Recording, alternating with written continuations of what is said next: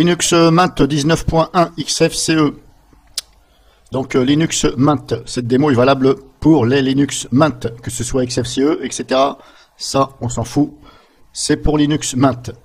Alors, le navigateur web Firefox, qui est installé par défaut.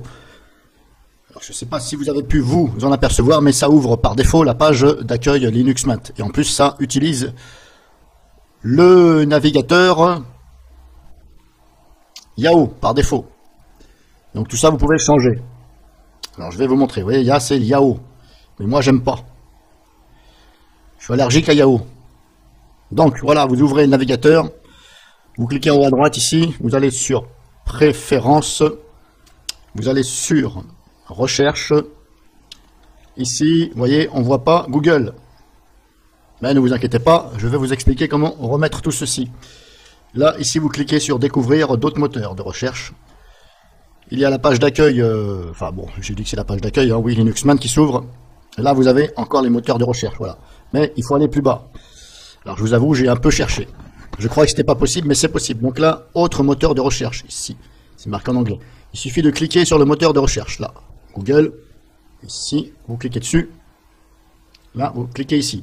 Adjust machin. Est-ce que, bah, grosso modo, voilà, ajouter le machin, oui, je veux ajouter. En faire le moteur de recherche courant, pourquoi pas, oui. Ça, c'est vous qui voyez. Et vous faites ajouter. Là, ça ajoute le moteur de recherche. Donc, une fois que c'est bon, vous pouvez fermer ici. Et là, maintenant, vous voyez, il s'est mis ici. Alors, vous vous laissez ici.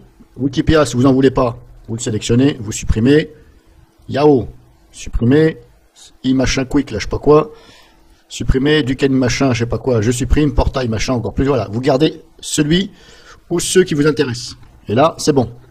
Maintenant, normalement, quand vous allez ouvrir la page, une nouvelle page, hop, vous allez tomber sur Google.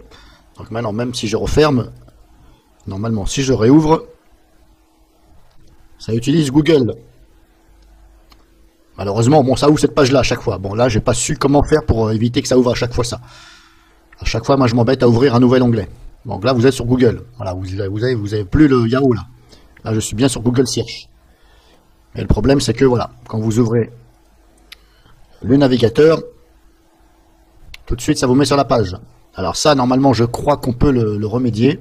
Je ne sais plus où. Enfin là, je vous ai déjà fait voir comment ajouter Google. Préférences. Accueil.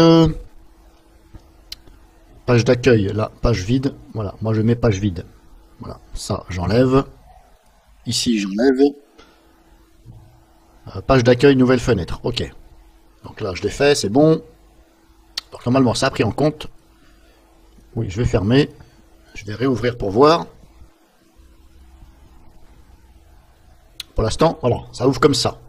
Donc on a déjà plus la page d'accueil Linux Mint. Bon.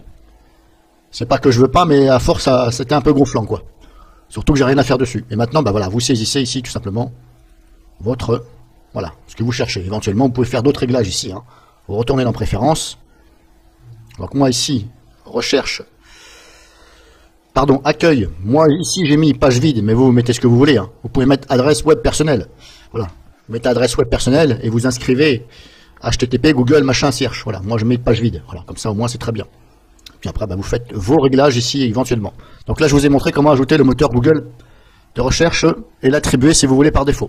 Alors après, pour ceux qui cherchent vraiment effacer ces données de navigation, etc., bah, n'oubliez pas de venir ici dans Vie privée et sécurité, de faire vos réglages ici. Moi, je vous conseille pas de cocher proposer d'enregistrer les identifiants. Voilà, parce qu'on ne sait jamais.